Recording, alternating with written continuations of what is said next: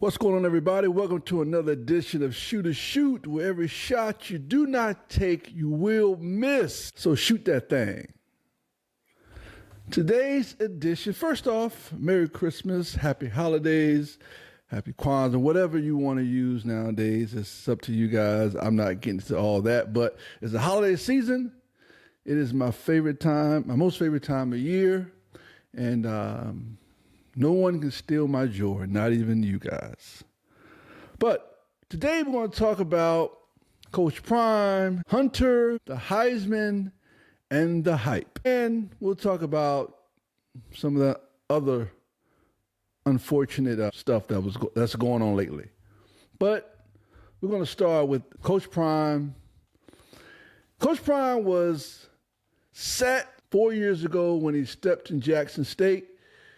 He was set to save, and not only save HBCU football, sports, period, he was going to revamp it and bring it back to its dominance, because it was dominant at one point before the powers that be, these big schools came and calling, money came and calling. The money that HBCUs didn't have. Because if you look at it and the prestige of HBCUs through the years around the country in football, you have, for instance, Michael Strahan, arguably the best defensive end in the National Football League ever, arguably HBCU. Terrell Owens, arguably one of the best receivers ever to play the game, arguably HBCU. You have my guy, Walter Payton, arguably, I'm not going to argue, the best running back to step on the field. Walter Payton, HBCU. Jackson State, the one of the schools we're going to talk about today. So the importance of HBCUs have always been there, but they've been neglected. They've been neglected with funding. They've been neglected with drafting. They've been neglected with inviting to the combine, or if a player does well in the NFL, they have to mention it. Yeah, and he went to an HBCU. That's not what we do. But Coach Prime went there 4 years ago, and he's hit the scene hard.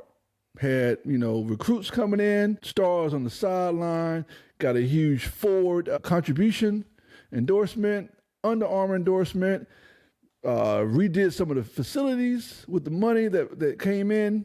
And he was, like I said before, in my opinion, set to take the HBCU football to a different level than it was before. And arguably he got the best recruit of that year, his first year, to come to Jackson State. The number one recruit in the nation, who was touted by Florida State a lot. He was set to go there. He went there for a visit, I believe, and was all set to go there till Coach Prime came to Jackson State and lured him over there. That was huge, all right? So that man trusted Coach Prime. He trusted his vision. He trusted his direction.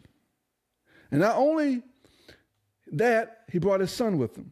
One of my big reasons I think Coach Prime really took the coaching job at Jackson State, or coaching job in college, period, because it was a way to protect his son. It was a way to make sure his son played, one, make sure his son was seen, two, because I think when Shadur came out, I think he might have been like a 3-star, okay, but Deion coached him his whole life. So that was a way of using your cachet as Deion to take on a whole coaching job at a new college and bring your son with you. That takes cojones there. But if you know Deion, that's no problem. That's what he does. All right? So 2 years, success, made it to the Celebration Bowl both years, and abruptly leaves for Colorado. A lot of people had opinions about that. I, for one, had an opinion about it. I didn't like it. I'll be the first to admit, I didn't call the man a sellout or anything like that. I called him a salesman, because he had people engulfed in HBCU pride, even more than they already are. And I thought he was going to stay at least till Shador left. At least give him 4 or 5 years. Then he'll move on to something bigger and better. I thought Florida State was his path. But when he left, I thought he kind of betrayed college football, black college football, HBCUs, betrayed some of the kids he got to come there, the non-high profile kids. Then when the story comes out about, them stealing and stuff like that and doing some things they shouldn't have been doing, I understood it a lot more. And of course, Colorado come in with money, way more money. And then he could put his son and Travis Hunter, both his sons actually, and Travis Hunter on a better stage, bigger stage to show what they can do. That too takes a lot of confidence, a lot of cojones. But as you see, they did it. No problem. Shedeur leading the country in a lot of stats in passing as a quarterback. Top 5 in a lot of stats as quarterback. Travis Hunter won the Heisman. So you promised that kid, I'm going to take care of you. You come follow me, I'm going to come take care of you. Then not only come follow me to Jackson State, when I leave and go to Colorado, follow me there too. I'm going to take care of you. There's no bigger way to take care of that man than he won the Heisman Trophy as the best college football player for the year. There's controversy. Oh, Genty should have won. Cam Ward should have won. But the fact is he won. And ESPN doesn't care. They brought so much prestige, ABC rather, they brought so much prestige to the Heisman that has been people were actually waiting to see the Heisman this year. So that did not deter anybody. And I'll touch on when you leave somewhere and you come to a new territory where you had success, and now you have to build success from a 1-11 team, and you go 4-8 your first year. I think they went like 3-0. They started off 3-0, went hot. Everybody was on. I believe. We coming, and they hit a brick wall. 4-8.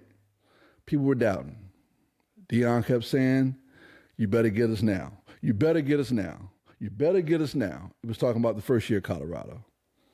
Second year they come, 9-3, playing in a bowl game in a week or so. One win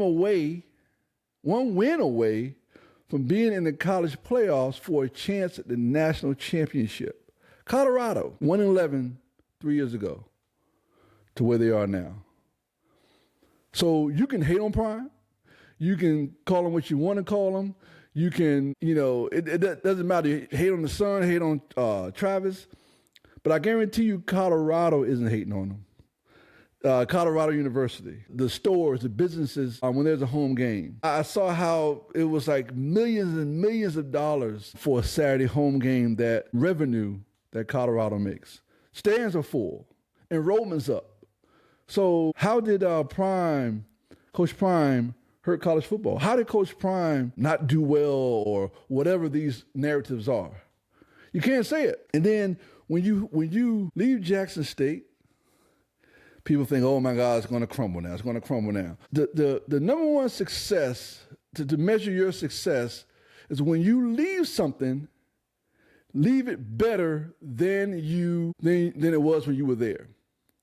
For instance, as I stated before, Coach Prime and the Jackson State University Tigers, went to the Celebration Bowl both years he was there. Both years they lost. All right? That's kind of really not covered, or no one really wants to pay attention to that, but they lost. All right? With all that talent they had, all the hype they had. This year, 2 years removed from Jackson State, the coach, he signed on to take over the program, get to the Celebration Bowl, win it. That is the definition of success, that outside of all the endorsements, outside of all the facilities that was built, outside of all the attention to Jackson State, Coach Prime left that place in a better spot than it was when he was there. You cannot ask for more than that. And even when Shedeur gets drafted, I personally think whoever drafts Shedeur in the NFL draft, whether it be 1, 2, 3, 4, 5, or whatever team that is, that coach has has to be very, very confident in his job because Shador has never been coached by anybody else. Coach Prime is getting looks from the NFL. Everybody's thinking he's going that way. So what would be a better spot, whether what team it is, what team he goes to, than Coach Prime take over that team and coach the son back together again? And I'm sure probably around that time, Travis Hunter, his rookie contract will be up. And what do you think he'll want to opt out his contract and go to? Just food for thought. Food for thought. I'm excited for the national championship playoffs. I'm excited for the Alamo Bowl, which Colorado's playing, and they're playing BYU. And I will be back a little later. I may talk about that once it's all said and done. And I'll address the low-hanging fruit. All right, the recent stuff that's been going on with my man T. Hunter. I'm not going to get involved with what the man should do, if he's dumb or smart or whatever. But what I will say is, when you are seen as something and you're being demeaned, dragged, talked about or whatever, and when your explanation for what you've done makes things worse or sound worse, at some point, you need to look at yourself, step back, or have, or Travis say, hey, let the people talk. Don't explain yourself no more. We know what we have. I know what I have. You know what you have. And let's leave it at that. Sometimes when you invite people in your business and you invite people into your space, they're going to stay. They're going to comment on your space. They're going to comment on your situation. They're going to feel all their selves, all their thoughts and things on you, and can kind of disrupt what you have going on. So I'll just say, sometimes just step away, just be quiet. Just let them have it. That's what they want to say. They want to say this and that. Let them have it. Because at the end of the day, you have to deal with her. She has to deal with you. Till next time, guys, I appreciate you as always. Thank you for joining my holiday edition of Shooters Podcast. Until next time, always remember, shoot that thing.